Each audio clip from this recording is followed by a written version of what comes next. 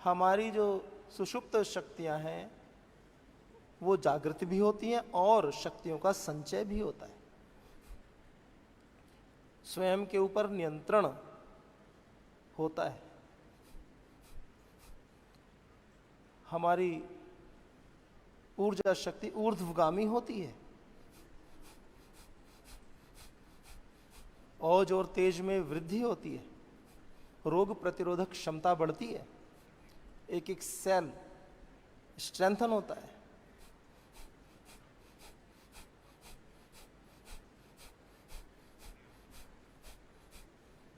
मूलबंध व्यायाम के साथ, और यदि घर परिवार में खाली बैठे हैं, कुछ कार्य कर रहे हैं, तो भी मूलबंध लगा करके बैठे, ऐसा अभ्यास कर लें।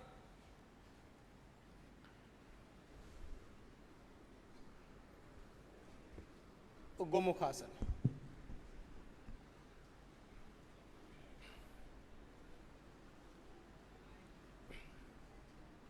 मूलबंध और कपालभाति के साथ लगातार करें। पाइल्स, फिशर, फिस्टुला की समस्या है, ड्रोसल की समस्या है, यूटीआई की समस्या है,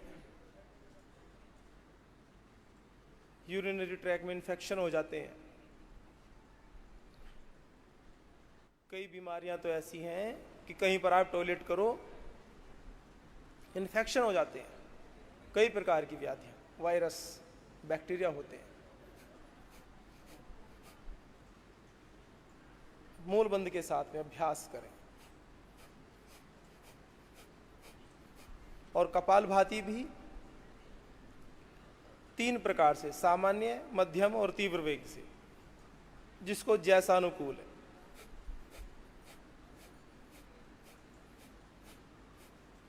लगातार अभ्यास करें।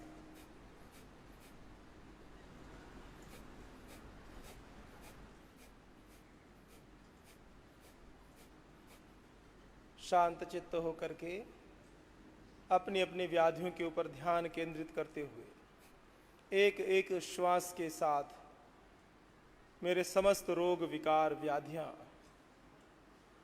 सब दूर हो रही हैं।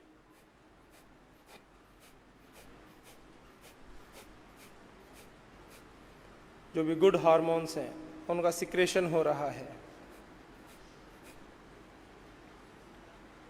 स्टोन की समस्या है, शरीर में कहीं गांठें हैं, वो सभी दूर हो रही हैं। फ्रोजन शोल्डर की समस्या है, सर्वाइकल स्पॉन्डिलाइटिस की समस्या है।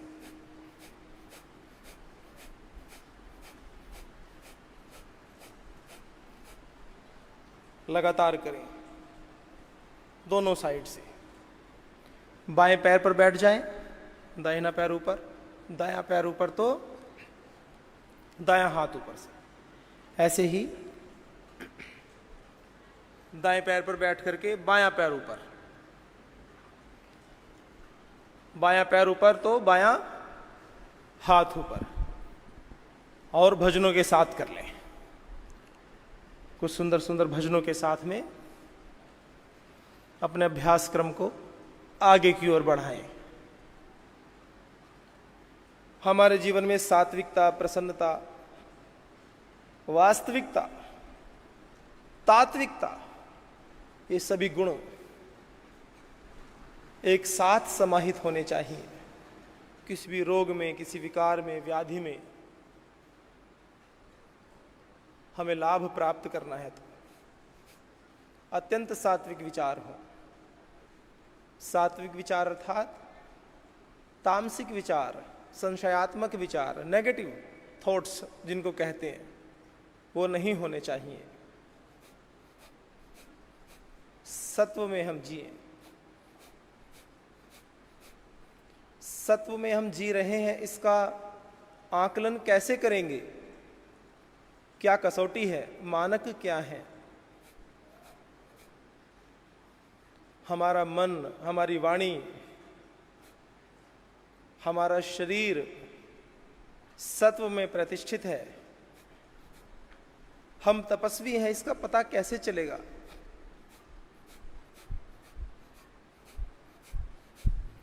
शांत चित्त बैठ करके ईश्वर को समर्पित करके गुरु को अर्पित करके, अर्पण करके, श्रद्धा, समर्पण, भक्ति भाव से, निष्ठापूर्वक, कृतज्ञता पूर्वक, with complete devotion and dedication, जब पूर्ण ग्रेटिट्यूड के साथ में, कृतज्ञता के भाव के साथ में हम अपने अपने अभ्यासों को करते हैं, आसन प्राणायाम करते हैं, अपनी अपनी दिनचर्या को करते हैं, अपने विहित कार्यों को करते हैं, तो उससे क्या होता है?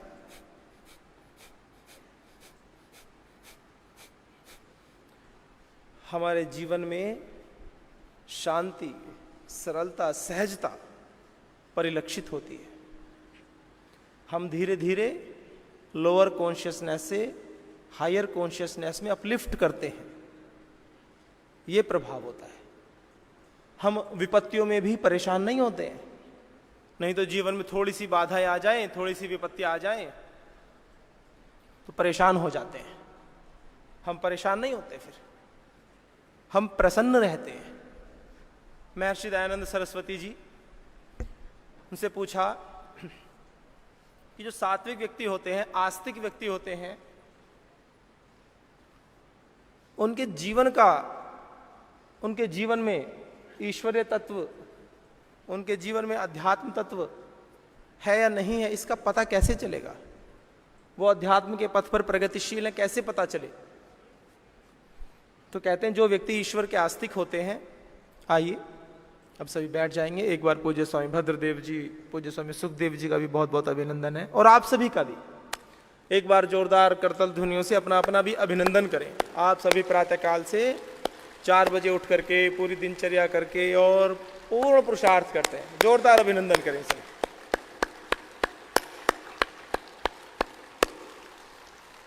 ऐसे अच्छे से जब हम अपने अपने कार्यों को करते हैं, पूर्ण पुरुषार्थ करते हैं, तो जीवन में जो सात्विक शक्तियां हैं, दैवीय शक्तियां हैं, उनका आलंबन होता है। गुरुजनों के आशीर्वाद हमें प्राप्त होते हैं। तो सभी बैठ करके अनुलोम विलोम प्राणायाम का अभ्यास करेंगे। अनुलोम विलोम प्राणायाम थोड़ा सा लंबा अभ्यास करें इसका। सीधे बैठ करके आपको जो भी आसन आपको पसंद है, पद्मासन, दोनों पैरों को क्रॉस करके बैठते हैं ऊपर। सुखासन जैसे बैठते हैं, पालथी मार करके बैठते हैं सुखासन में, इसको सुखासन बोल देते हैं, सुखपूर्वक। सिद्धासन, बाएं पैर को बिल्कुल पीछे तक दोनों पैरों के मूल में ले जाओ और दाएं पैर की एड़ी को बाएं पैर की एड़ी के ऊपर रख करके सीधा सिद्धासन में बैठ जाए। तो जैसा भी आपको अनुकूल हो, सिद्धासन में बैठना हो, सुखासन में बैठना हो, पद्मासन में बैठना हो, जिस आसन में आपको अनुकूलता है उस आसन में बैठ करके अनुलोम विलोम प्राणायाम का अभ्यास, थोड़ा लंबा अभ्यास करें। अनुलोम विलोम प्राणायाम 72,72,10,201 नाड़ियों का शोधन करता है। अब आप सोचिए, एक एक नस नाड़ी के शोधन में इस प्राणायाम का कितना महत्व है और किस प्रकार से शोधन करता है। गहरा लंबा श्वास, डीप ब्रीदिंग, पूरा लंबा श्वास लेना और धीरे धीरे से छोड़ना, फिर धीरे धीरे लेना और धीरे धीरे छोड़ना। श्वासों का एक चक्र, लगातार एक साइकिल। अनुलोम विलोम प्राणायाम, इसके बड़े लाभ हैं, लगातार करें।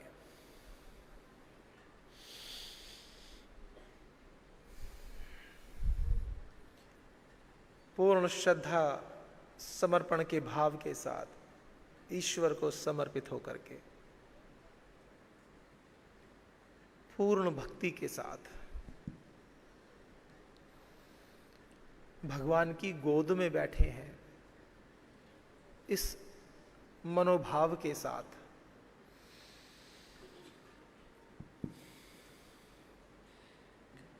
शरण में आए हैं हम तुम्हारे, दया करो हे दयालु भगवन। शरण में आए हैं हम तुम्हारे, दया करो हे दयालु भगवन।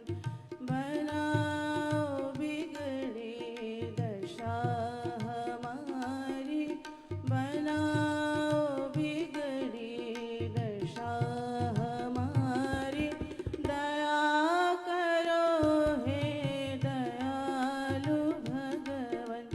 शरण में आए हैं हम तुम्हारे, दया करो हे दयालु भगवन। ना हम में बल है ना हम में शक्ति, ना हम में बल है ना हम में शक्ति, ना हम में साधन ना हम में भक्ति, ना हम में साधन ना हम में भक्ति। तुम्हारे दर के हैं हम भिखारी, तुम्हारे दर के हैं हम भिखारी, दया करो हे दयालु भगवन।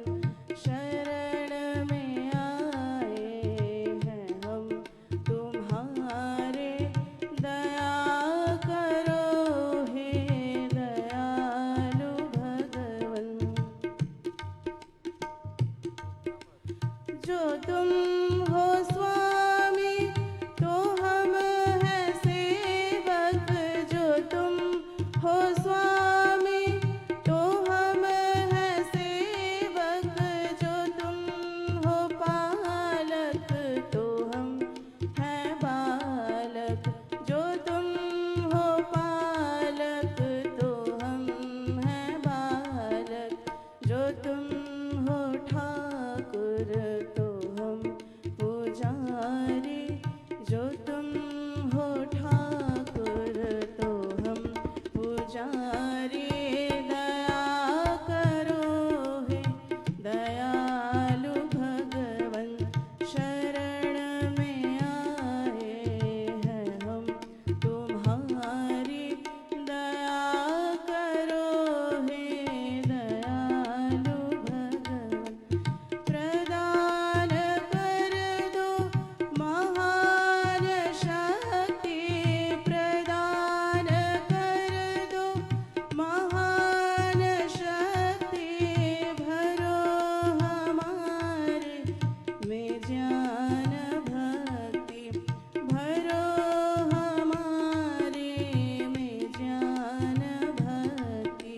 तभी कहाओगे पाप हारी, तभी कहाओगे पाप हारी। दया करो हे दयालु भगवन। शरण में आए हैं हम तुम्हारे, दया करो हे दयालु भगवन। बनाओ बिगड़ी दशा हमारी, दया करो हे दयालु भगवन। शरण में आए हैं हम तुम्हारे, दया करो हे दयालु भगवन। दया करो हे दयालु भगवन, दया करो हे दयालु भगवन। तो आइए ऐसे श्रद्धा के साथ में बहुत बहुत अभिनंदन है। भगवान की शरण में श्रद्धापूर्वक भक्ति भाव से अपने अपने अभ्यासों को आगे बढ़ाते हुए दो प्रकार से जीवन को जी सकते हैं। या तो हम स्वयं इतने श्रेष्ठ हो जाएं कि अन्यों को हम मार्ग दिखा सकें, या फिर जो श्रेष्ठ हैं, जो इस पथ पर आगे बढ़े हुए हैं, जो गुरुजन हैं, या तो उनका हाथ पकड़ लें। सामान्य भाषा में दो बात कहते हैं, या तो किसी के ऊपर हाथ रख दो या किसी का हाथ अपने ऊपर रखवा लो, दो ही बातें हैं। तीसरे प्रकार के जो व्यक्ति होते हैं, ना तो किसी की माननी और अपनी जो दृष्टि है वो भी क्लियर नहीं है, तो ऐसे व्यक्ति संशय में रहते हैं। तो जो श्रेष्ठ महापुरुष हैं, वेद शास्त्र, जो गुरुजन हैं, जो इस वैदिक पथ के अनुयायी हैं, जिन्होंने अपने जीवन के समस्त संकल्पों को पूर्ण किया है, जीवन के लक्ष्य को प्राप्त किया है, जो साक्षात्कृत धर्मा हैं, जो प्राणी मात्र पर सदैव उपकार की भावना से अपने कर्मों को करते हैं, ऐसे जो सिद्ध आप्त पुरुष हैं, योगी पुरुष हैं, या तो ऐसे महापुरुषों की सन्निधि में, उनके मार्ग निर्देशन में अपने जीवन को जिएं, एक बात। और यदि ऐसा नहीं है, अभी इस स्थिति में नहीं है, और आपको लगता है कि नहीं, हमारी स्थिति स्वयं की इतनी उन्नत हो गई है कि अब हम सभी को मार्गदर्शन प्रदान कर सकते हैं, तो फिर आप अपने पीछे समाज को चलाओ, उनका मार्गदर्शन करो। ये दोनों ही बातें जीवन के लिए कल्याण करने वाली हैं।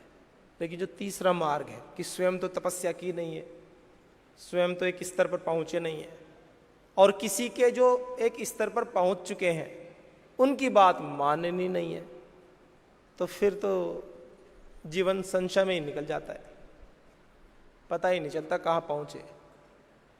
60-70 साल के बाद में जब आकलन करते हैं ना, पीछे मुड़ करके सिंहावलोकन, पीछे मुड़कर देखते हैं कि क्या किया, क्या पाया, तो पता चलता है कि पूरा जीवन तो युवावस्था तक तो विद्या के अर्जन में लग गए। विद्या भी कैसी, जो केवल कमर्शियल है, जो केवल व्यवसायत्मक शिक्षा है, जिसका हमारे जीवन के आध्यात्मिक पक्ष से, हमारे जीवन के लक्ष्य से कोई भी मतलब नहीं है। केवल पढ़ रहे हैं, किस लिए पढ़ रहे हैं? कोई नौकरी मिल जाएगी, जीवन की गाड़ी थोड़ी ठीक ठीक चल जाएगी, थोड़ा पैसा कमा लेंगे, बस इस उद्देश्य से जो पढ़ाई करते हैं, तो 20-25 साल तो ऐसे चले गए, और आगे के 25-30 साल धन अर्जन में कर चले गए कि एक स्टेटस सिंबल मेंटेन करना है, शरीर के साथ, स्वास्थ्य के साथ समझौता करते हुए दिन भर रात भर लगे पड़े हैं कार्य में। कार्य करने में कोई बुराई नहीं है, कार्य करने से कोई स्वास्थ्य खराब होता है ऐसा भी नहीं है, कार्य करने का, पुरुषार्थ करने की कोई विरोधी नहीं है। यहाँ पर परम श्रद्धेय श्री गुरुदेव तो कहते ही हैं अखंड प्रचंड पुरुषार्थ, और स्वयं करते ही हैं। पर क्या है, वो कार्य करते करते भी केवल उसी में खो जाना, और अपने स्वास्थ्य के प्रति, अपने कर्तव्यों के प्रति, हमारा स्वयं के प्रति भी तो एक कर्तव्य है, इस मनुष्य जीवन के प्रति भी तो एक कर्तव्य है, उसको भूल जाना। अनुलोम विलोम प्राणायाम लगातार और लंबा करते रहे। लंबा करने से विशेष लाभ होता है, यहां तक कि जो कैंसर तक की गांठें हैं शरीर में, बुद्धि में, मस्तिष्क में गांठें हो जाती हैं, ब्रेन हेमरेज तक हो जाते हैं, क्लोटिंग हो जाती है। अनुलोम विलोम प्राणायाम, वो जो बॉन्डेज है, जो टाइटनेस है, गांठें क्या होती हैं, अनवांटेड जो सेल्स हैं उनकी ग्रोथ होती रहती है, फिर वो इकट्ठे हो जाते हैं, और इकट्ठे होकर के वो फिर सॉलिड फॉर्म हो जाती है। तो अनुलोम विलोम प्राणायाम क्या करता है, वो उस बंधन को धीरे धीरे ढीला कर देता है। और साथ में फिर हम कपालभाति प्राणायाम करते हैं, भस्त्रिका प्राणायाम करते हैं, ये सब प्राणायाम आसन करते हैं। तो ये सब क्या करते हैं, शरीर में रक्त का प्रवाह बढ़ता है, ऊर्जा शक्ति उत्पन्न होती है, स्ट्रोक लगाते हैं। अनुलोम विलोम प्राणायाम ने तो उन बंधनों को शिथिल किया, और कपालभाति प्राणायाम से, भस्त्रिका प्राणायाम से हमने उनके ऊपर चोट की, तो वो सारी गांठें सब डिसॉल्व हो जाती हैं, पता ही नहीं चलता। कुछ दिन बाद टेस्ट कराते हैं तो डॉक्टर साहब कहते हैं, अरे ये कहाँ चली गई गांठ, पता ही नहीं चला। तो कहीं चली नहीं गई, वो प्राणायाम के प्रभाव से, योगाग्नि से वो भस्म हो गई है, उसका पता ही नहीं। वो एक साइंटिफिक प्रोसेस है, कोई चमत्कार नहीं है ये, पर करने से है लगातार। अब अनुलोम विलोम प्राणायाम कर भी रहे हैं, और कर रहे हैं बिल्कुल अनमने मन से कि हाँ भाई चलो श्वास ले लें। ऐसे नहीं करना, पूरी गहरी लंबी श्वास लेनी है।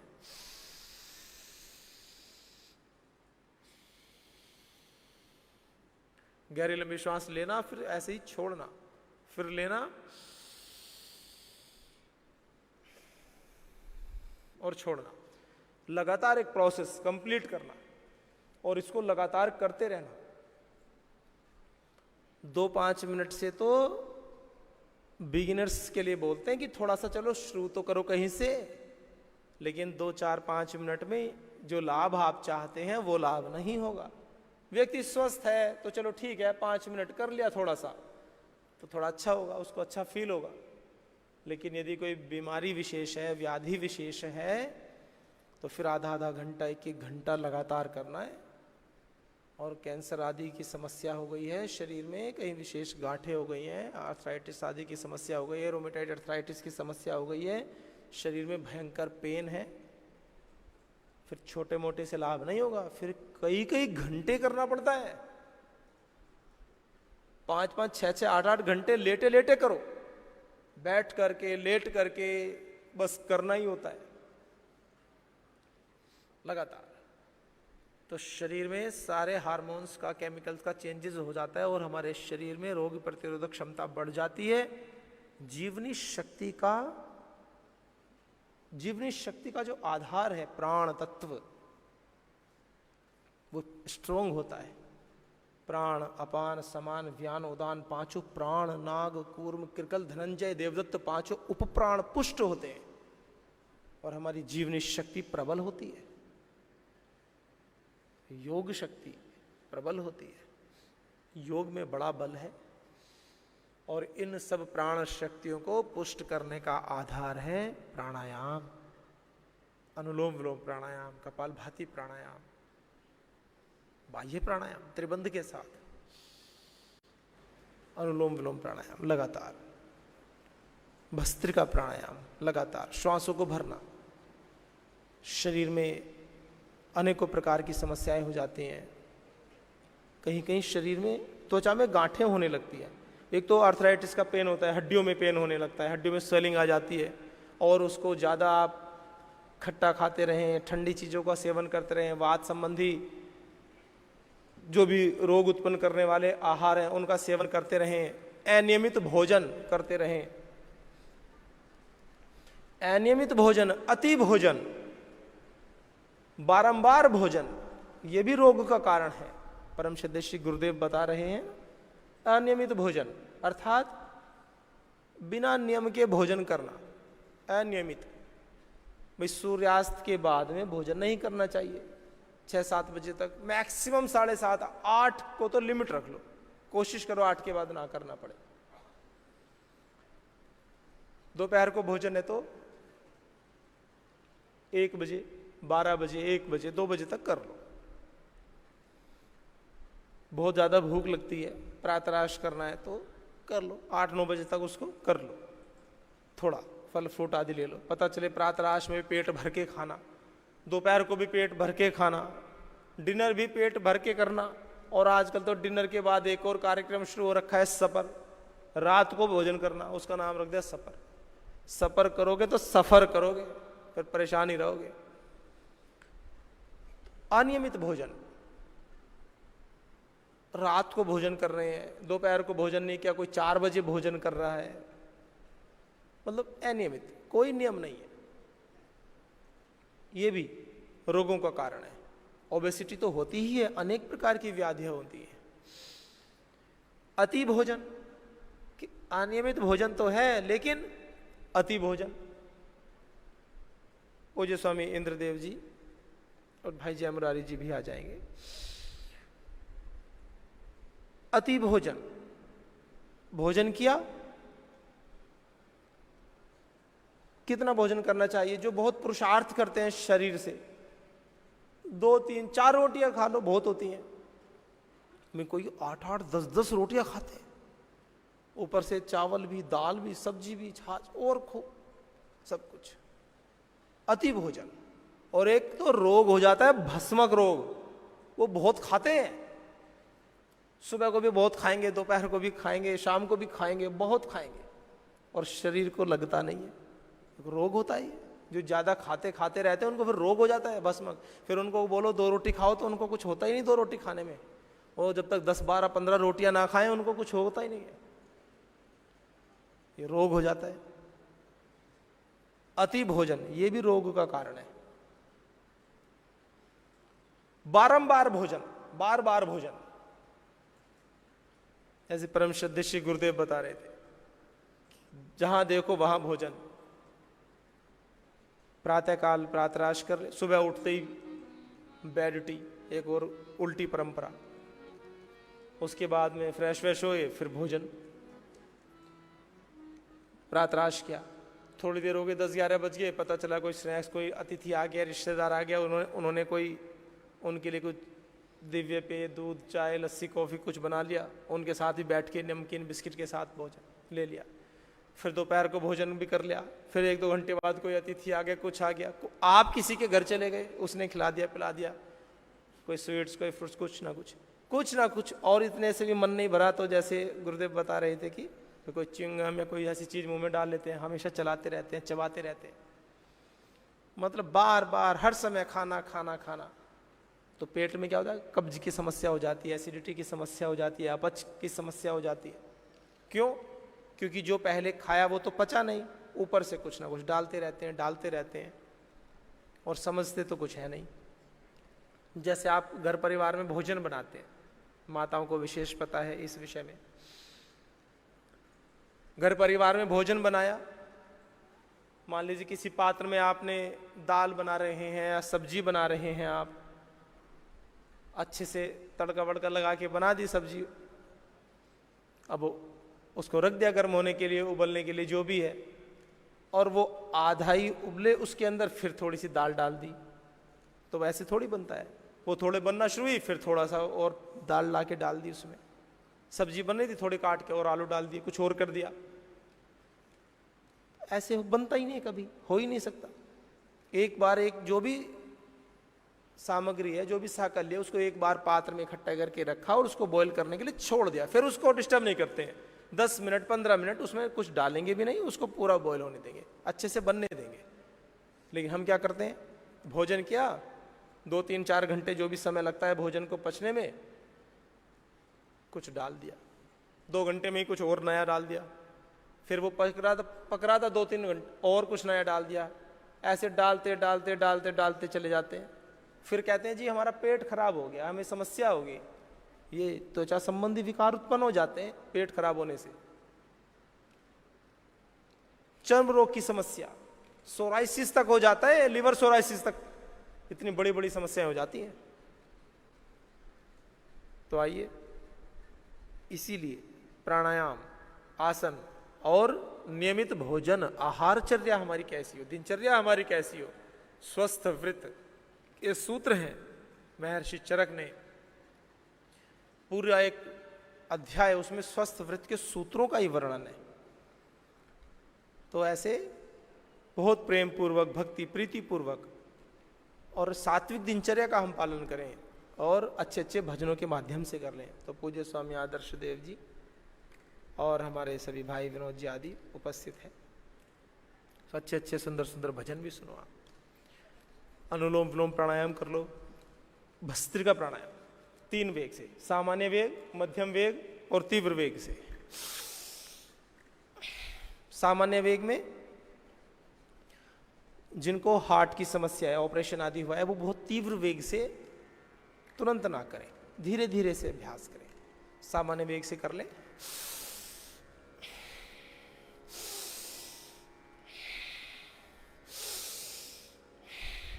गहरी लंबी श्वास के साथ।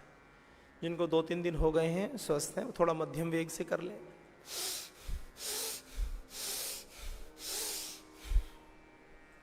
और कुछ तीव्र वेग से कर लें।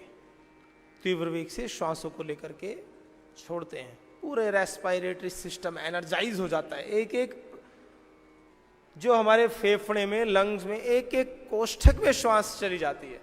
हम हार्डली कितना प्रयोग कर पाते हैं? 10, 15, 20, 25% तो मैक्सिमम है। 25% जो लंग कैपेसिटी है, 25%, 75% तो यूज ही नहीं कर पाते, वो ऐसे ब्लॉक हुए रहते हैं बस। तो जब गहरी लंबी श्वास लेते हैं, ऑक्सीजन इनटेक हम बढ़ाते हैं शरीर में, तो शुद्ध ऑक्सीजन रक्त में जाकर के मिलती है और शरीर में ऊर्जा का स्तर बढ़ता है।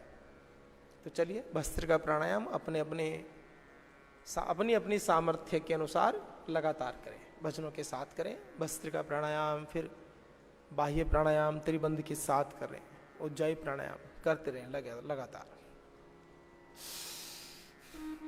2 भाई पूज्य संतगण भी आ जाएंगे।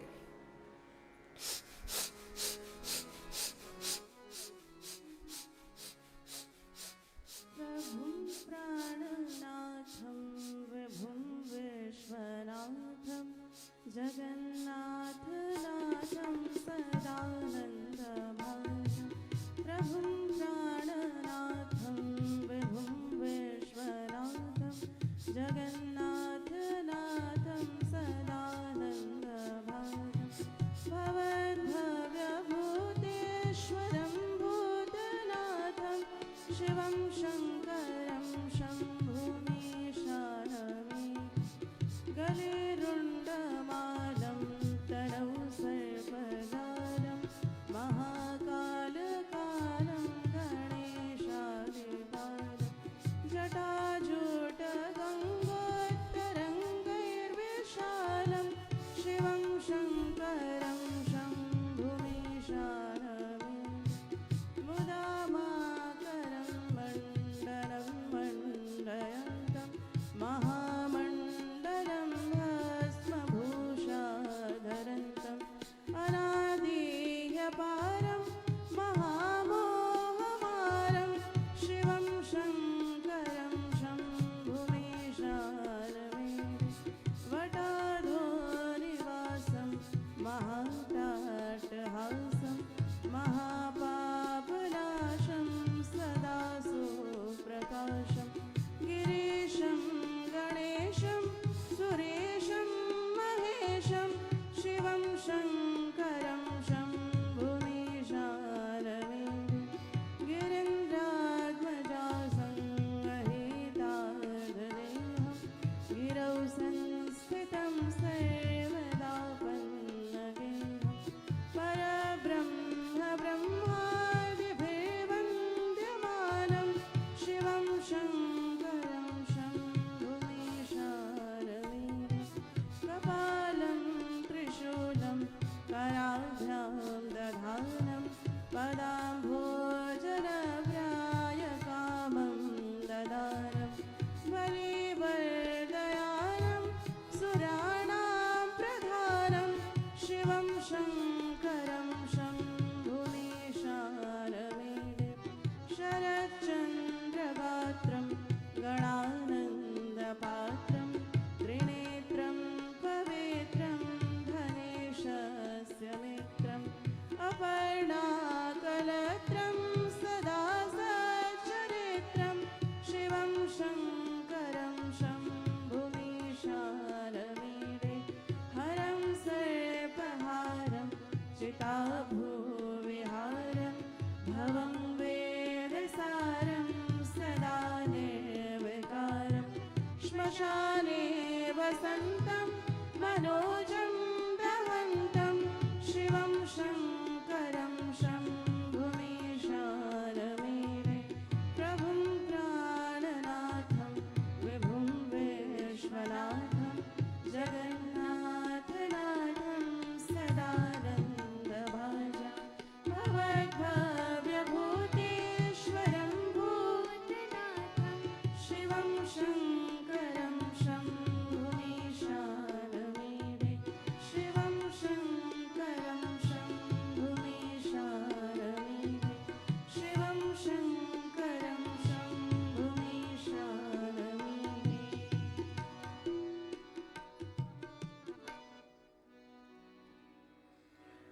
आइए, बहुत बहुत अभिनंदन है हमारी सभी पूज्य बहनों का। बाह्य प्राणायाम, मूल बंध, उड्डयन बंध और जालंधर बंध के साथ बाह्य प्राणायाम शारीरिक शक्तियों को तो बढ़ाता ही है, शारीरिक हमारे जो अभ्यास हैं उनके ऊपर तो नियंत्रण प्रदान करता ही है। मानसिक जो भी रोग हैं, व्याधियां हैं, मानसिक जो विचार हैं, जो विकार हैं, उनके ऊपर नियंत्रण प्रदान कराता है। तो आइए बाह्य प्राणायाम भोजनों के साथ कर लो लगातार। पूरी गहरी लंबी श्वास बाहर छोड़ करके मूल बंध। मूल बंध अपान प्राण को पुष्ट करता है। नाभि से नीचे, नाभि से नीचे का प्रदेश पूरा पैरों के अंगूठे पर्यंत जो भी प्राण तत्व है वो अपान प्राण के अंतर्गत आता है। पूरे श्वास को बाहर छोड़ करके मूल बंध लगा करके पेट को सिकोड़ करके पीछे की ओर ले जाते हैं, उड्डयन बंध, और ठोड़ी को कंठकोप से लगाते हैं, जालंधर बंध।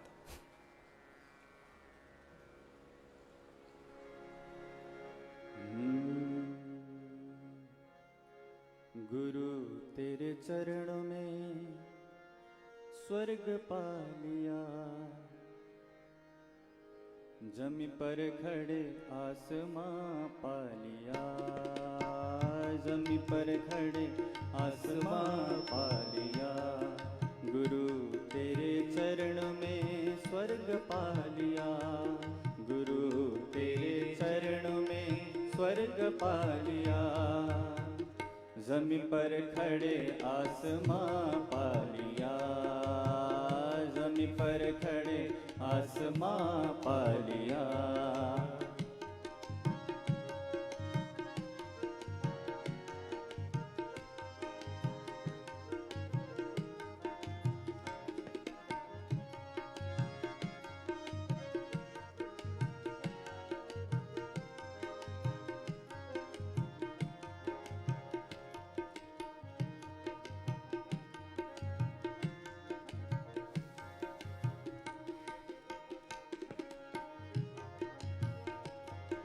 तुम ही सत्य हो प्रभु सदा शिव, तुम ही हो, तुम ही प्रेरणा भावना भी तुम ही हो।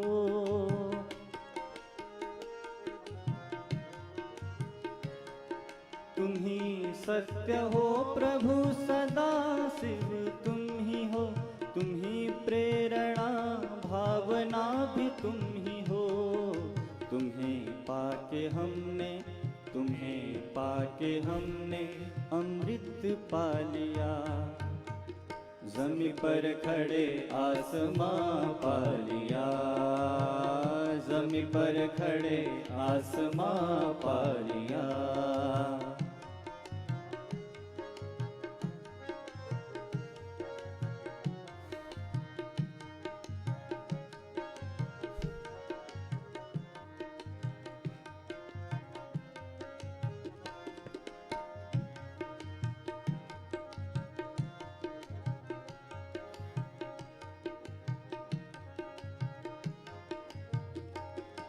अंधेरा मिटाकर प्रकाशित किया मन, भ्रमों को भगाकर किया धन्य जीवन। ऊंचाई प्राणायाम, गहरे लंबे श्वास लेकर के थ्रोट मसल्स को कॉन्ट्रैक्ट करके गहरे लंबे श्वास लेते हैं और एक एक शब्द का श्रवण करते हैं। अंधेरा मिटाकर प्रकाशित किया मन, भ्रमों को भगाकर किया धन्य जीवन। अमावस में भी, अमावस में भी चंद्रमा पा लिया, जमी पर खड़े आसमां पा लिया, जमी पर खड़े आसमां पा लिया, जमी पर खड़े आसमां पा लिया।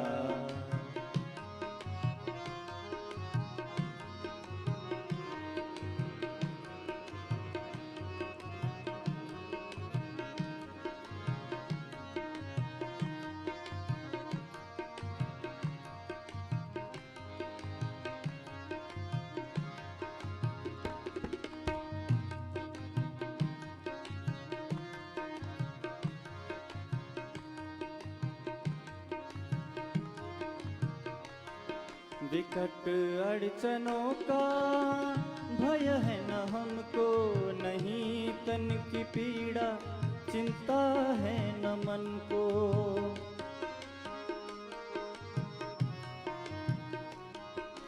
विकट अड़चनों का भय है न हमको, नहीं तन की पीड़ा चिंता है न मन को। अमर प्यार का आशिया पा लिया, ज़मीं पर खड़े आसमां पा लिया, ज़मीं पर खड़े आसमां पा लिया।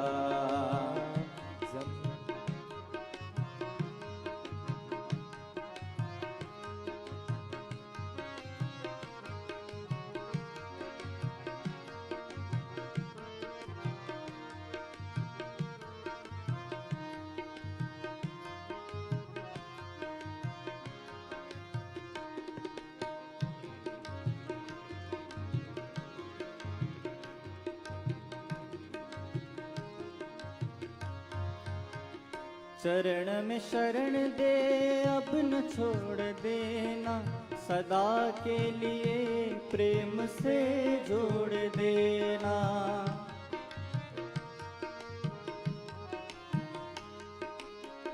चरण में शरण दे अब न छोड़ देना, सदा के लिए प्रेम से जोड़ देना। बने दिव्य जीवन वो रस पा लिया, ज़मीं पर खड़े आसमां पा लिया, ज़मीं पर खड़े आसमां पा लिया। गुरु तेरे चरणों में स्वर्ग पा लिया, गुरु तेरे चरणों में स्वर्ग पा लिया। ज़मीं पर खड़े आसमां पा लिया, ज़मीं पर खड़े आसमां पा लिया। गुरु तेरे चरणों में स्वर्ग पा लिया, गुरु तेरे चरणों में स्वर्ग पा लिया। ज़मीं पर खड़े आसमां पा लिया, ज़मीं पर खड़े आसमां पा लिया, ज़मीं पर खड़े आसमां पा लिया, ज़मीं पर खड़े आसमां पा लिया। बहुत बहुत अभिनंदन है हमारे सभी पूज्य संत गणों का। ऐसे भगवान के प्रति समर्पण करके, गुरु के प्रति समर्पण करके, गुरु की शरणागति में जब हम जाते हैं तो हमारे समस्त रोग समस्त विकार दूर हो ही जाते हैं। श्रीमद् भगवद गीता में कहा है ना, मन मना भव मद भक्त मदयाजी माम नमस्कुरु, ऐसे कहा। ये क्यों कहा? ये इसलिए कहा, सत्यम ते प्रति जाने, ऐसे कहा ना उसमें कि हे भगवान, कि जीवन के जो भी विकार हैं, जो भी पाप कर्म हैं, जो भी रोग हैं, जो विघ्न बाधाएं हैं, वो समस्त बाधाएं दूर हो जाती हैं। ये कहा, सर्वधर्मान परित्यज्य माम एकम शरणम व्रजा, मेरी ही शरण में आ जाओ। और अहम त्वा सर्व रोगेभ्यो पापेभ्यो मोक्षयिष्यामि मा शुचय, मैं समस्त रोगों को, विकारों को, समस्त विघ्न बाधाओं को दूर कर दूंगा। भगवान की ऐसी प्रतिज्ञा है, जो समर्थ गुरु होते हैं वो ऐसी प्रतिज्ञा उनकी होती है। बस बात क्या है? उनकी शरण में जाना, ये बात है। और भगवान किसी से द्वेष नहीं करते, इसलिए कहा सत्यम ते प्रति जाने प्रियोसी में, मुझको प्रिय है। जिस प्रकार भगवान श्री कृष्ण को अर्जुन प्रिय है। अर्जुन क्यों प्रिय है? अर्जुन के पूरे जीवन में कोई प्रसंग ऐसा नहीं है जहां उसने योगेश्वर भगवान श्री कृष्ण की बात ना मानी, इसलिए प्रिय है। तो आप सब भी, आप तो परम पूज्य श्री गुरुदेव की 100% बात मानते ही हैं, तो इसलिए आप तो उनको प्रिय हैं ही। प्रातःकाल से उठ करके सारे अभ्यासों को करते हैं। तो जो भगवान के प्रिय होते हैं फिर उनको परेशान होने की कोई आवश्यकता नहीं होती है। उनको तो बस अपने कृत कर्म करते रहने होते हैं, बस करते रहो अपने अपने अभ्यासों को, अपने अपने कर्तव्य कर्मों को। दोनों पैरों को खोल लेंगे, अपने अपने अभ्यासों को करना। थोड़े सूक्ष्म व्यायाम कर लेते हैं। आर्थराइटिस, रूमेटॉइड आर्थराइटिस, पैरों में दर्द, हाथों में दर्द, अंगूठों में दर्द, वात रोग समस्या, वात रोगों की समस्या हो जाती। थोड़ा थोड़ा श्वासों के साथ आगे पीछे चला। और आज पूरे भजन की डायरी के साथ हमारे सभी भाई उपस्थित हैं, भाई बहनें सभी गा लो भजन,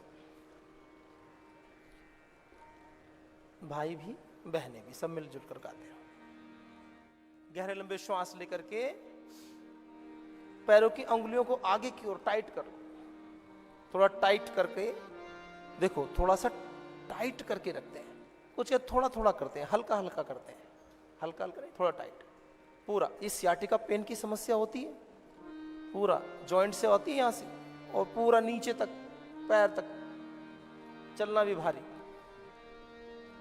ये थोड़े थोड़े अभ्यास श्वासों के साथ पैरों की अंगुलियों को आगे। कुछ आयु के साथ में जैसे जैसे उम्र बढ़ती जाती है तो वैसे वैसे हमारे अभ्यास कम हो जाते हैं, शरीर स्टिफ हो जाता है। तो जो भी इससे पहले बात कर रहे थे ना कि 25 वर्ष तक तो पढ़ाई लिखाई में आयु चली गई, फिर 25-30 वर्ष धन अर्जन करने में, फिर 55-60 तक आते आते तो शरीर, सारे अभ्यास, पूरा शरीर स्टिफ हो जाता है। कई प्रकार के रोग, बीमारियां, व्याधियां घर कर जाती हैं। जो 25-30 साल तक पैसा कमाया फिर वो ऐसे डॉक्टर्स के पास जाता है। कल आप में से एक भाई बता रहे थे ना, 4 दिन में ही 5 लाख रुपए ले लिए, कहा कि अब ठीक नहीं होंगे, ऐसे करना पड़ेगा। और ये तो 5 लाख तो 4 दिन में थोड़ी है, कितने कितने लेते हैं, बायोलॉजिकल इंजेक्शंस लगाते हैं, लाखों लाखों रुपए की मेडिसिन देते हैं। आवश्यकता ही नहीं है। यदि हम प्रातःकाल उठ करके 1 घंटा भी अपने शरीर को दे दें, जैसे परम श्रद्धेय श्री गुरुदेव कहते हैं, उस अनुसार अपने जीवन को जी लें। लेकिन मनुष्य क्या है, इधर उधर की बातों में सारा समय लगा दे। और जब ये माताओं का तो विशेष होता है, पूरा दिन घर परिवार के लिए काम करती रहेंगी और अपने लिए, स्वयं के लिए उनको समय नहीं मिलता। उनको बोलो 1 घंटा योग कर लो, अपने लिए कहो समय नहीं है। सुबह से उठ के सारे घर परिवार के लिए समय मिल जाएगा, काम करने के लिए समय मिल जाएगा, लेकिन उनके अपने लिए, अपने स्वास्थ्य के लिए समय निकालने को कहो तो समय नहीं है। तो ये घर में सभी पुरुषों का, सभी का दायित्व है, कर्तव्य है आपका। घर परिवार के जो कार्य हैं उनमें हाथ बटाया करो। जब स्ट्रेच करते हैं तो श्वास को भर लेते हैं, और जब धीरे धीरे कॉन्ट्रैक्ट करते हैं तो श्वास को छोड़ देते हैं। ये सामान्य 2 बातें। जब भी शरीर को स्ट्रेच करना है तो श्वास भर लो, और जब कॉन्ट्रैक्ट करते हैं तो श्वास को छोड़ देते हैं। ये 2 बातें। हाँ, जब कोई वजन उठाते हैं तब श्वास को भर लेना चाहिए। वजन उठाते समय श्वास भर लेना चाहिए। उससे क्या होता है, श्वासों में शक्ति होती है, प्राण में शक्ति होती है। नहीं तो क्या होता है, अचानक से वजन उठाया और पीठ में दर्द हो गया, फिर कमर में दर्द और समस्या। श्वास भर करके, जब भी नीचे झुक कर कोई वजन उठाना हो, किचन में जाना है, सुबह सुबह उठ करके कभी कभी पानी से भरी बाल्टी उठा ली या कोई सामान उठा लिया, तो पूरी रात भर तो सोए थे, सुबह उठे, झुक करके वजन उठा लिया और यहाँ पर कमर में दर्द हो गया। तो उसके लिए श्वास भर के करें, थोड़े शरीर को शिथिल कर लिया करें। सुबह सुबह उठते हैं तो थोड़ी अंगड़ाई ले लिया करें। अंगड़ाई लेनी बंद कर दी अब। सुबह उठते हैं बस ऐसे ही उठ जाते हैं। देखो पशुओं को देखा करो, सभी उठते हैं तो उठ करके पहले अंगड़ाई लेते हैं। छोटे छोटे बच्चे, आपने सिखाई उसको अंगड़ाई लेनी, भगवान जी ने सिखाई है। उनको पता है कि छोटा सा बच्चा है, इसको सिखाना है, तो ज्ञान दे दिया उसको। जब जब भी बच्चे उठते हैं तो बहुत अंगड़ाई लेते हैं। लेकिन मनुष्य जैसे जैसे बड़ा होता है समझदार, सब काम भूल जाता है। जो भी अच्छे अच्छे काम करने वाले होते हैं भूल जाता है, उसको याद दिलाना पड़ता है कि ले लो। चलो आप भी भजन सुन लो, करते रहो। भज सेवायाम, कितनी सुंदर धातु है भजन में। कौन सी धातु है बोलो सभी? भज सेवायाम। और किस अर्थ में है? सेवा के अर्थ में। और कौन सा प्रत्यय हुआ है? ल्युट प्रत्यय। किसमें? भाव में। तो भज धातु से भाव में प्रत्यय करते हैं। देखो, भाव पूर्वक आप सबकी सेवा में जो अभिव्यक्ति दी जाती है उसको भजन कहते हैं। तो चलिए, भजन ये भी एक म्यूजिक थेरेपी है, इसका भी आनंद लो।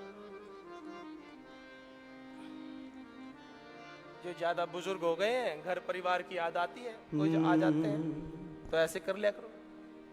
छोटे छोटे बच्चों को खिला लिया करो, यही आपके बच्चे हैं, ठीक ठीक रहेंगे तो काम आएंगे जी। गुरुवर तेरी कृपा ने किस्मत जगा दिया है। गुरुवर तेरी कृपा ने किस्मत जगा दिया है। गुरुवर तेरी कृपा ने किस्मत जगा दिया है। थोड़ा थोड़ा अभ्यास कर लेता हूँ बस। दुख से भरा था जीवन, सुख सार दे दिया है। गुरुवर तेरी कृपा ने किस्मत जगा दिया है।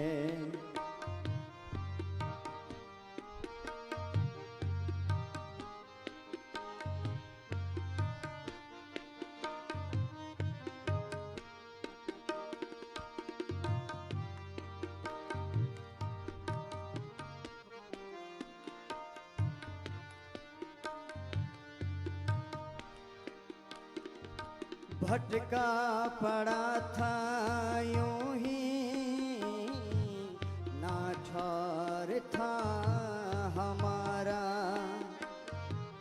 भटका पड़ा था यूं ही, ना ठौर था हमारा। ठोकर ही लग रही थी, दिया है सहारा।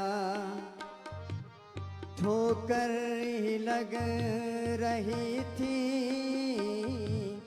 तुमने दिया है सहारा। उंगली पकड़ करके तूने चलना सिखा दिया है। उंगली पकड़ करके तूने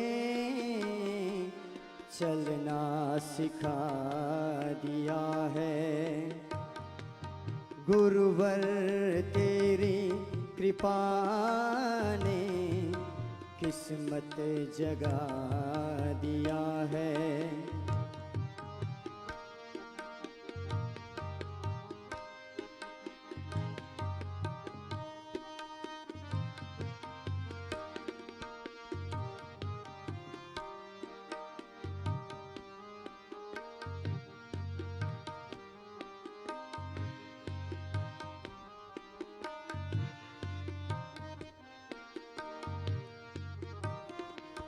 माया मरीचिका में ये मन भटक रहा था। माया मरीचिका में ये मन भटक रहा था। सुख साधन के पीछे ये तन भटक रहा था। माया मरीचिका में ये मन भटक रहा था। सुख साधनों के पीछे तन भटक रहा था, दुख से भरा था जीवन, सुख सार दे दिया है। दुख से भरा था जीवन, सुख सार दे दिया है। गुरुवर तेरी कृपा ने किस्मत जगा दिया है।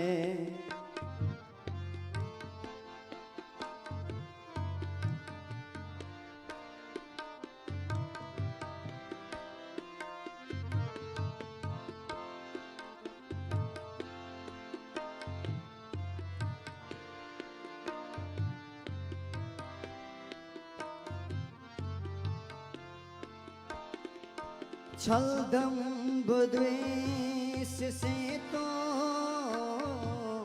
कलुषित हुआ था ये जीवन। छल दंभ द्वेष से तो कलुषित हुआ था जीवन। मद लोभ और घृणा से दूषित हुआ था ये मन।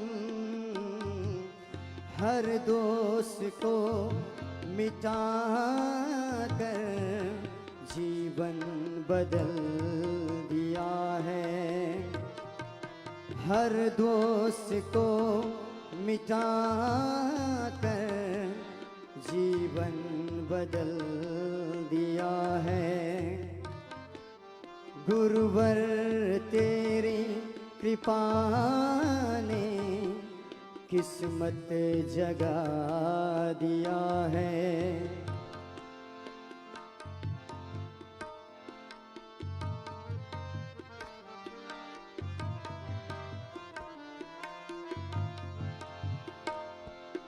जिस पल से हाथ थामा जीवन सवर गया है। जिस पल से हाथ थामा जीवन सवर गया है।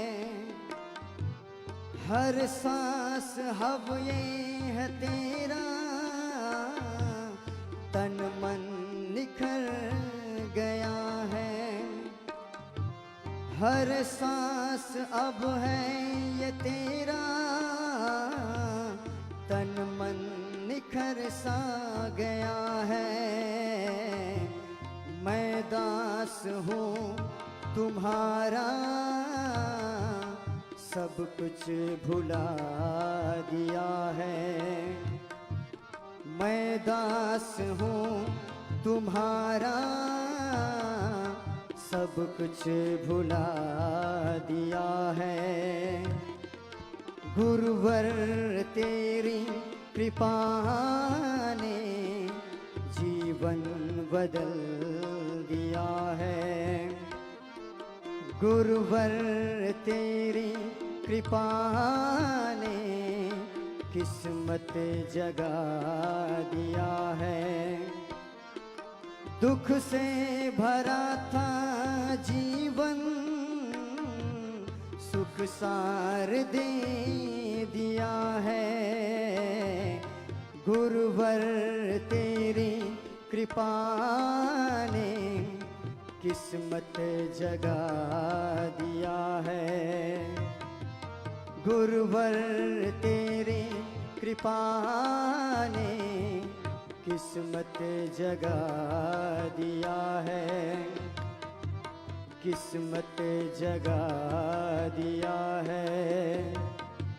किस्मत जगा दिया है। आइए, बहुत बहुत अभिनंदन है हमारे सभी पूज्य संत गणों का, भाई कपिल जी आदि। गुरुवर तेरी कृपा ने, गुरुजनों की जो कृपा होती है ना, हम जब पूर्ण पुरुषार्थ करते हैं कृपा होती कब है, ये भी बात विशेष है, समझने वाली है। भाई गुरु जी की कृपा तो होती ही है। गुरुजन भगवान सएश पूर्वेशाम अपि गुरु काले नानावच्छेदात्। इस संसार में जो गुरु तत्व है, और भगवान जी गुरुजनों का भी गुरु, सएसे पूर्वेशाम अपि गुरु। सबसे पहला गुरु कौन है, तो वो परमपिता परमेश्वर, और वही परंपरा चली आती है। तो वर्तमान में संसार में भगवान की प्राप्ति कैसे हो, तो गुरुजनों के माध्यम से होती है। गुरुदेव बताते हैं, जो उस पथ पर आगे बढ़े हुए हैं वो हमें बताते हैं उस मार्ग का अनुसरण कैसे करें। तो ये जो बात कही जाती है, तो गुरुजनों के बताए पद चिन्हों पर चलें, उनकी कृपा को हम अनुभव करें, उनकी कृपा को प्राप्त करें, पर कैसे प्राप्त करें? अपने अपने अभ्यास करते रहो। आप कुछ मेरुदंड वाले अभ्यास कर लो, और मेरे दाईं ओर पूज्य स्वामी इंद्रदेव जी अनुलोम विलोम प्राणायाम का अभ्यास कर लेंगे। बाकी आप कुछ मेरुदंड वाले अभ्यास मेरे बाईं ओर पूज्य स्वामी भद्रदेव जी कर रहे हैं।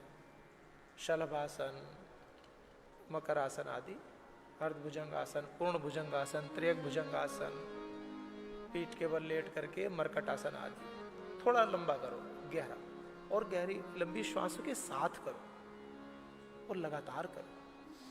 कुछ देर रुको उन अभ्यासों में, तब अच्छा अभ्यास लाभ ठीक होता है। तो गुरुजनों की कृपा होती कब है, ये बात ध्यान देने की। गुरुजनों की कृपा होती है जब आप पूर्ण पुरुषार्थ करते हैं।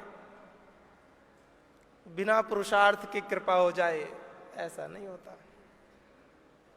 पूर्ण पुरुषार्थ, अच्छा कार्य मन न होने पर भी करना चाहिए, तब गुरु जी की कृपा होती है। और गलत कार्य मन हो फिर भी नहीं करना चाहिए। और तीसरी बात, जब आप सात्विक अभ्यास में जीते हो, अच्छे कार्य करते हो, और लगातार गुरुजनों की आज्ञाओं में जीते हो, तो फिर आपका मन अच्छा कार्य करने के लिए ही करता है। गलत कार्य करने का मन होता ही नहीं है। फिर अच्छा कार्य मन न होने पर भी करना चाहिए, ये बात तो प्रारंभिक स्थिति के साधक के लिए है। जब आप पूर्ण समर्पित होकर के गुरु आज्ञा में जीते हैं, तो फिर आपका मन स्वतः ही अच्छा कार्य करने के लिए करता है। अच्छा बताओ, आप में से बहुत सारे भाई ऐसे हैं, बहुत सारे क्या सभी ऐसे होंगे लगभग, जो सभी सात्विक भोजन करते हैं। तो आप में से ऐसे कितने हैं जिसने कभी मांसाहार नहीं किया? ऐसे कितने हैं आप में से? हाथ उठाओ एक बार। बहुत अच्छी बात है, बहुत अभिनंदन है। तो आपको भूख लगी हो और आपके पास में कोई मांस मछली लेके आ जाए कि लीजिए आपको भूख लगी है, ये खा लो, तो कभी आपका मन करेगा खाने के लिए? कुछ तो एकदम ऐसे मुंह बना रहे। सही बात है, जिसने कभी मांसाहार नहीं किया वो मन ही नहीं करता, वो है ही नहीं, हमारे लिए बना ही नहीं है वो तत्व। तो ऐसे जब हम सात्विक अभ्यासों में जीते हैं तो फिर हमारा मन गलत अभ्यास में जाता ही नहीं है, वो स्वतः ही अच्छे अभ्यासों में ही लगता है। ये है पुरुषार्थ की महिमा। तो इसलिए कहा कि जब आप पूर्ण पुरुषार्थ करते हैं, गुरुजनों की शरणागति में रहते हैं, तो जो भी श्रेष्ठ कर्म है, अच्छे कर्म है, वो सभी कर्म हम करने लगते हैं और आनंद और उत्साह से करते हैं, और समस्त रोग विकार हमारे धीरे धीरे दूर हो जाते हैं। जब आप प्रसन्न होते हैं तो हमारे शरीर से बड़े अच्छे अच्छे हार्मोन्स का सिक्रेशन होता है, डोपामाइन आदि, सीरोटोनिन, बहुत अच्छे अच्छे। और जब अच्छे अच्छे गुड हार्मोन्स का सिक्रेशन होता है तो हमारी जो व्याधियां हैं वो भी जल्दी जल्दी दूर होने लगती हैं। जो औषधियां हैं वो तो अपना कार्य करती ही हैं, प्राणायाम के जो इफेक्ट हैं वो तो हैं, हमारी जो संकल्प शक्ति है वो तो है ही, जो एक दिव्य वातावरण है, मेडिकेटेड एयर, इसमें हम श्वास लेते हैं, जो प्राण तत्व हमारे रोगों पर कार्य करता है वो तो है ही। एक एक सेल भी स्वतः एनर्जाइज हो जाता है अंदर से, वो भी खुश होने लगता है, प्रसन्न होने लगता है।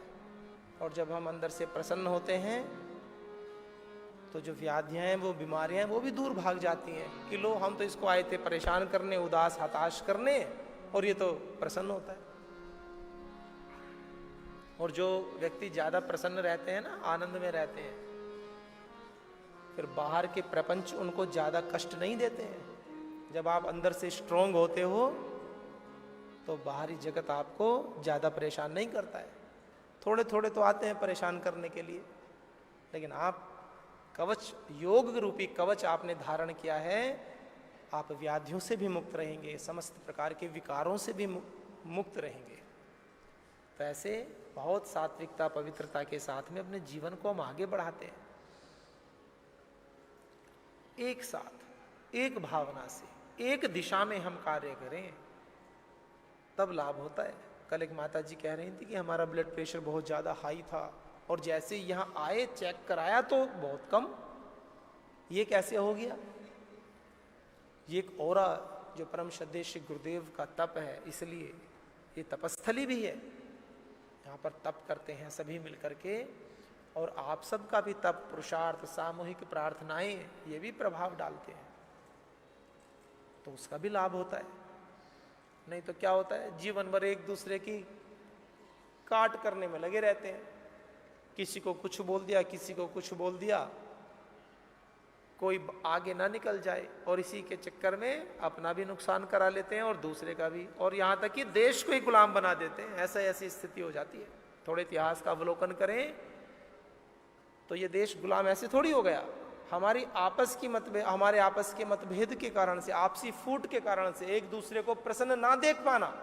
कोई स्वस्थ है तो उसको वो स्वस्थ क्यों है, ये सोच सोच करके ही परेशान हो जाते हैं। फल में ईर्ष्या करते हैं, जबकि ईर्ष्या तो कारण में होनी चाहिए, हेतु में होनी चाहिए, कि जिन कार्यों को लेकर के, जिन कारण से वो प्रसन्न है, उसमें ईर्ष्या करो। ईर्ष्या का मतलब क्या है यहाँ पर, कि एक व्यक्ति अच्छे मार्क्स लेकर के आया, उसका प्रथम स्थान आया पूरे उत्तर प्रदेश में, पूरे उसके प्रांत में, पूरे उसके राज्य में, पूरे राष्ट्र में, तो वो स्थान प्राप्त करने के लिए उसने पुरुषार्थ कितना किया है, वहां पर ईर्ष्या करो। वो कितने घंटे पढ़ते हैं, वो अपने समय का कितना सदुपयोग करते हैं, वहां पर ईर्ष्या करो। कि वो 2 घंटे पढ़ते हैं, मैं 3 घंटे पढ़ूंगा, ये है काम। इसलिए थोड़े की परिणाम आया पढ़ाई का कि उनका प्रथम स्थान आया, तो लगे ईर्ष्या करने, उनसे बोलना बंद कर दिया। कुछ तो ऐसे करते हैं, किसी का स्थान आ जाए पढ़ाई लिखाई में, या कोई सक्सेस हो जाए, किसी के बच्चे की अच्छी नौकरी लग जाए, अच्छा व्यवसाय हो जाए, तो उसे ईर्ष्या करने लगते हैं। ठीक से बात नहीं करते, मन में भावना रखते हैं कि ये कैसे फर्स्ट आ गया। इसलिए कहा फल में नहीं ईर्ष्या करनी, अगर करनी भी है तो कारण में करो, क्योंकि कारण में करोगे तो आपकी उन्नति होगी। एक दूसरे के पीछे लगे रहते कि यार ये ना आगे बढ़ जाए, और इस चक्कर में क्या होता है, दूसरों को रोकने के चक्कर में स्वयं भी बंध जाते हैं। एक जंगल में, हरा भरा जंगल, चलो पूज्य स्वामी भद्रदेव जी का भी बहुत बहुत अभिनंदन है, बैठ करके सभी अनुलोम विलोम प्राणायाम कर ले। एक जंगल में एक घोड़ा और एक गाय, हरा भरा जंगल, बड़ी प्रसन्नता से रहते हैं। एक दिन क्या हुआ, गाय भी प्रसन्न, घोड़ा भी प्रसन्न, आराम से रहते थे, लेकिन मन में ईर्ष्या उत्पन्न हो गई दोनों के एक दूसरे के प्रति। घोड़े ने सोचा कि इसको जरूर सबक सिखाना है, ये बहुत आनंद करती है, इसको ये बड़ी प्रसन्न रहती है। कुछ लोग तो किसी को प्रसन्न देखते हैं तो खुद डिप्रेशन में चले जाते हैं, उनको पसंद नहीं आता कि कोई प्रसन्न क्यों है, बताओ। ऐसे व्यक्ति, तो वो घोड़ा गाय का विरोधी हो गया कि इसको तो मुझे सबक सिखाना, ये प्रसन्न रहती है। तो एक दिन एक व्यक्ति जंगल में घूमता हुआ आ रहा था, तो घोड़ा उसके पास गया और उस व्यक्ति से बोला कि ये गाय बहुत अच्छी है, बहुत अच्छा दूध देती है, इसको अगर आप पकड़ लोगे और अपने घर रख लोगे तो आपके बड़े काम आएगी ये। तो उसने कहा अच्छी बात है। तो वो गाय को पकड़ने गया तो गाय भाग गई। अब कैसे पकड़े गाय को, जंगल में गाय भागी, लेकिन उसको तो गाय को पकड़वाना था। तो उसने कहा आप परेशान मत हो, आप मेरी पीठ पे बैठ जाओ। तो घोड़े ने उस व्यक्ति को अपनी पीठ पर बैठा लिया, कहा कि मैं आपकी मदद करता हूं गाय को पकड़वाने में। मतलब जब तक दूसरे को पूरी तरह से दुखी ना कर दें तब तक आनंद नहीं आता, सारे साधन जुटाएंगे। घोड़े ने अपनी पीठ पर उस व्यक्ति को बैठाया, बैठाकर तेज दौड़ा, दौड़ करके गाय के पास पहुंचाया। गाय भी दौड़ रही थी, दौड़ती दौड़ती दौड़ती दौड़ती गाय थक गई, थक करके रुक गई। अब घोड़ा तो घोड़ा ठहरा, वो तो थका नहीं। वहां जाकर के जब गाय थक कर बैठ गई तो उसने किसान, वो जो व्यक्ति था उसके ऊपर बैठा हुआ था, उसको उतारा और उसको गले में डाल करके रस्सी और उसको पेड़ से बांध दिया, अपनी कुटिया पे ले जाके बांध दिया। घोड़े को बड़े प्रसन्नता हुई, क्या गया मैं जंगल में अकेला रहूंगा। अब तो गाय थी वो चली गई, बांध दिया। अब घोड़ा जब मुड़ के जाने लगा तो उस व्यक्ति ने कहा कहाँ चले? उसने कहा गाय तो पकड़वा दी मैंने। उसने कहा गाय तो पकड़वा दी, लेकिन अब मुझे तेरी सामर्थ्य का भी तो पता चल गया, तू भी तो तेज दौड़ता है, तेरा प्रयोग करके ही तो गाय को पकड़ी है, अब तेरा भी मैं प्रयोग करूंगा। उसके भी गले में बांध के उसको भी बांध लिया। तो कहाँ तो घोड़ा गाय को बंधवाने के चक्कर में गया था और खुद भी बंध गया। ये हमारी भी तो स्थिति ऐसी है, एक दूसरे की प्रसन्नता देखी नहीं जाती। ये देश गुलाम क्यों हुआ? ऐसी तो हुआ, कोई राजा प्रसन्न है, कोई विदेशी आक्रांता आए कि चलो हम आपकी मदद करेंगे, आप उसको पकड़ लो। पहले उसको गुलाम बनाया, फिर उसको भी बना दिया। ऐसे करते करते पूरे देश के अंदर ये स्थिति हो गई थी। तो हम भी तो ऐसे ही करते हैं। ये बीमारियां क्या हैं? एक बीमारी हुई कि कोई बात नहीं, थोड़ी सी शुगर है, कोई बात नहीं, थोड़ा सा मीठा खा लेंगे। मीठे के चक्कर में किडनी और बैठा दी, शुगर भी बढ़ गई, किडनी भी खराब हो गई, पेनक्रियाज भी खराब हो गया, लीवर, सब सिस्टम डैमेज हो जाते हैं एक साथ। और लीवर तो यहां तक डैमेज हो जाता है, मतलब लीवर सिरोसिस हो जाता है पूरा, काट के निकालना पड़ता है, लीवर ट्रांसप्लांट कराना पड़ता है। कितनी बड़ी पूछो ही बात। तो ऐसे भयंकर व्याधियां, बीमारियां उत्पन्न हो जाती हैं। इसलिए स्वयं भी प्रसन्न रहें और अन्यों को भी प्रसन्न रखें। स्वयं भी योग करें, अन्यों को भी योग कराएं। इसलिए परम श्रद्धेय श्री गुरुदेव ने कहा, योग का करना और कराना हम सभी का परम धर्म है, परम कर्तव्य है। कर्तव्य ही धर्म है। ये बड़ी बात है, करना और कराना।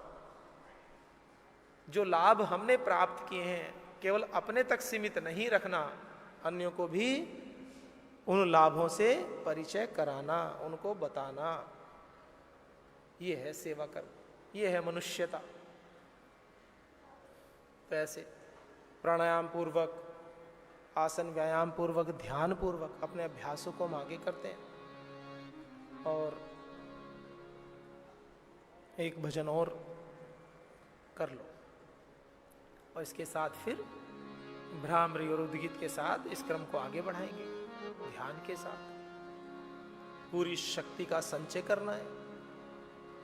जो भी समस्त आध्यात्मिक दैवीय शक्तियां हैं, जो आशीर्वाद के रूप में हमें अपनी शक्तियां प्रदान करती हैं, सामर्थ्य प्रदान करती हैं, उस सामर्थ्य को हमें बचा करके रखना है, उसका सदुपयोग करना है। और अंत में इन समस्त रोगों विकारों से दूर होना है। भगवान को, गुरु को, स्वयं को समर्पित कर देना है। अच्छा, करना क्यों है? क्या मिलता है? जब मन मना भव मद भक्त मद याजी माम नमस्कुर, जब मेरे ही समर्पित हो जाते हैं, भगवान के ही, भगवान के लिए ही जीते हैं, सब कर्म भगवान को ही समर्पित करके करते हैं, तो क्या होता है? का मामे वेश्यसी, भगवान जी को ही प्राप्त हो जाते हैं, ऐसा कहा है। फिर आप ईश्वरीय गुणों से युक्त हो जाते हैं। भगवान को प्राप्त होने का मतलब कुछ और मत समझ लेना कि कभी मामला दूसरा हो जाए, ऐसा नहीं है वहां। हाँ, ये भी बात है, भगवान को प्राप्त होना, मामे एष्यसी, भगवान को प्राप्त होना है ना, ईश्वर के दैवीय गुणों से युक्त होना। और भगवान को प्राप्त होने का अर्थ तो जीते जी भगवान को प्राप्त करते हैं। मृत्यु के बाद भगवान प्राप्त हैं कि नहीं है, कौन बताए? जीते जी भगवान को प्राप्त करो, इस धरती पर ही भगवान जी का क्या ये साम्राज्य है, सर्वम खलु इदम ब्रह्म ईशावास्यम इदम सर्वम यत् किंच जगत्याम जगत, जो भी कुछ है सब भगवान की ही अभिव्यक्ति है, उनका ही स्वरूप है। तो उनको प्राप्त करो, ऐसी दृष्टि विकसित करो, स्वयं भी निरोग रहो और सबको आरोग्य प्रदान करो। जब सब में भगवान देखेंगे, सब में भगवान का स्वरूप देखेंगे, जिससे हम प्रेम करते हैं, अतिशय प्रेम करते हैं, माता पिता गुरु, जो हमारे निकट संबंधी होते हैं, यदि वो किसी व्याधि से पीड़ित हो जाएं, किसी परेशानी में हो, तो क्या हम आराम से बैठ सकते हैं? जब तक उनके दुख दर्द दूर न कर दें तब तक हमें चैन नहीं मिलता। किसी घर परिवार में छोटा बच्चा बीमार हो, या छोटे छोटे बच्चे आते हैं, किसी को डायबिटीज की समस्या हो गई, किसी के लिवर किडनी की समस्या हो गई, स्टोन की समस्या हो गई, अनेकों प्रकार के एयर संबंधी डिसऑर्डर्स हो जाते हैं, शरीर में गांठें हो जाती है, आर्थराइटिस पेन हो जाता है। तो उस माँ से पूछो कि आपके बीच में से कितने रोते हैं माता पिता जब बच्चे ठीक होते हैं? उनको लगता है कि ये तो जीवन भर ऐसे बीमार रहने वाला था और यहाँ करके ठीक हो गया। तो जैसे माता पिता बच्चों के लिए सर्वस्व न्यौछावर करने को तैयार होते हैं, अपना सुख चैन धन संपत्ति सब कुछ लगा करके भी उसको ठीक देखना चाहते हैं, ऐसे ही जब आपको पता चले कि सब में आप अपने स्वरूप को देखो, उस भगवान के स्वरूप को देखो, सबसे प्रीति प्रेम आपका होने लगे, और फिर व्यक्ति यदि बीमार कोई दिखाई दे तो क्या आप अपने घर शांति से बैठ सकते हो? कभी नहीं।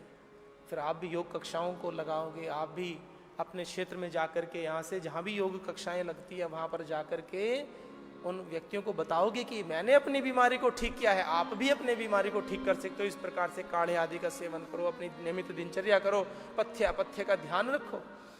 यही योग भवन के पास में ही केंद्रीय कार्यालय है भारत स्वाभिमान, वहाँ पर महिला पतंजलि योग समिति, युवा भारत, वहाँ पर सब रहते हैं। वे पूजा बहनें यहाँ पर उपस्थित हैं, वो सब संगठन में कार्य करते हैं। तो वहाँ पर जाकर के आप अपने अपने जिले में, अपने अपने प्रांत में, जहाँ पर जिस जिले के आप हैं वहाँ के जिले में कौन कार्यकर्ता कार्य करते हैं, कौन बहनें हैं।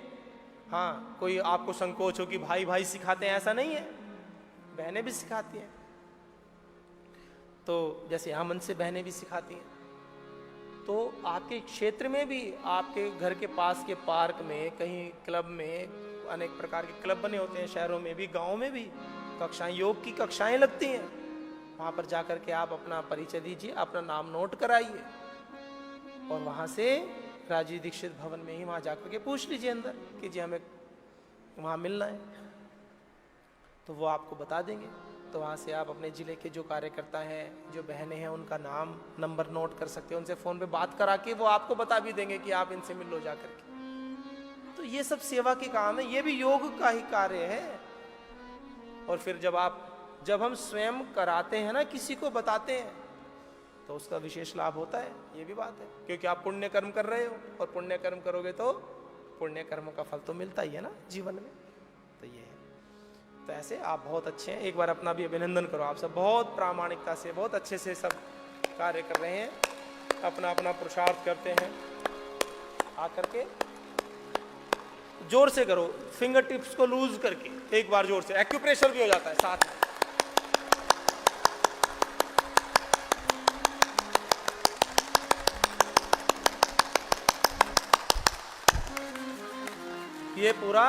ये एक्यूप्रेशर पॉइंट्स होते हैं, ये आप अंगुलियों के आगे की जो टिप्स होते हैं, इनको थोड़ा प्रेस क्या करो। ये कनिष्का, अंगुलियों के नाम बड़े अच्छे हैं, भारतीय संस्कृति कितनी अच्छी।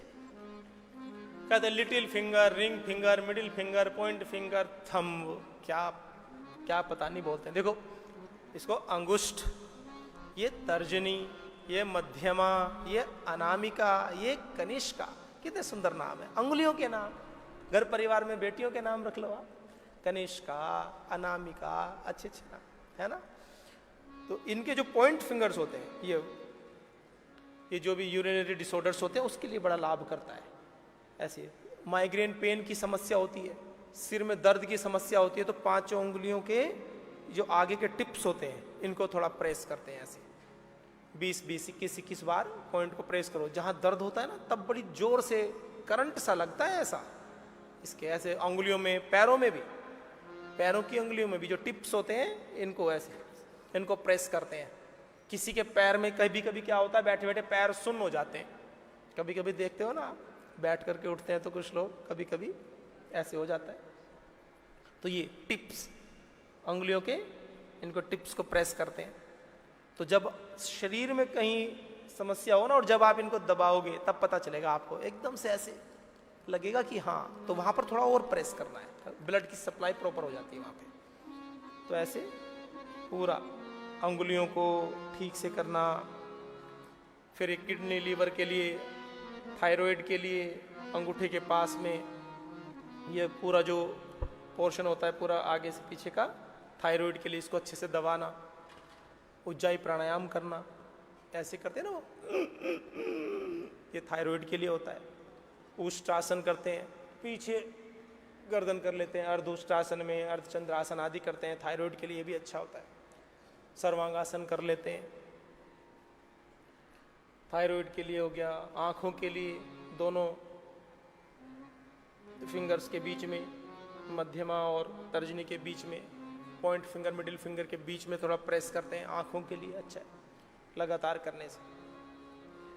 कमर में दर्द हो जाता है तो ये जो अंगुलियों के बीच के चैनल्स होते हैं, दोनों अंगुलियों के बीच के चैनल्स, इनको थोड़ा प्रेस करते हैं ऐसे, तो ये पूरा दर्द होता है, कंधा जाम हो जाता है, पूरा सर्वाइकल की समस्या हो जाती है, पीछे से गर्दन भी नहीं मुड़ती है, आगे पीछे भी नहीं कर पाते, तो ये थोड़े थोड़े से काम कर लिया करो। कमर में दर्द की समस्या होती है, ऐसे ही हाथों में भी और पैरों में भी, दोनों तरफ, दोनों ओर कर लेते हैं। तो जैसे जैसे यहाँ पर पॉइंट्स होते हैं, तो जहाँ भी दर्द होता है तो वो एक स्थान, बिंदु विशेष पर बहुत तीव्र दर्द होता है, तो वहाँ पर उसको थोड़ा सा प्रेस करना है। कुछ क्या करते हैं, इतनी जोर से दबाते हैं कि जब तक दूसरा व्यक्ति चिल्लाए ना तब तक तो और दबाते रहते हैं। ऐसा नहीं करते, एक सर्टेन प्रेशर देते हैं, एक निश्चित दबाव होता है। एक्यूप्रेशर का मतलब ये नहीं कि बस यूं लिया, और कुछ लोग क्या करते हैं, ऐसे पकड़ेंगे हाथ और हाथ को नहीं देखते, दूसरे वाले के मुंह को देखते हैं कि वो चिल्ला रहा है कि नहीं चिल्ला रहा है। यूं पकड़ेंगे और दूसरे को देखते रहेंगे, जब तक वो चिल्लाएगा नहीं तब तक दबाते रहेंगे। ऐसे नहीं करना, एक प्रेशर देते हैं सर्टेन, जहां दर्द होगा वो अपने आप पॉइंट स्वयं बताएगा, एक सर्टेन प्रेशर देते हैं बस। तो जहां दर्द होता है वो स्वतः उनको दर्द महसूस होता है। तो ऐसे करके करते हैं। जो भी जेनेटिक प्रॉब्लम्स होती हैं तो हाथ में यहाँ पर कर लेते हैं, ऐसे धीरे धीरे पूरा शरीर में, पैरों में, जिस प्रकार हाथों में। संस्था की नवीनतम जानकारी योग आयु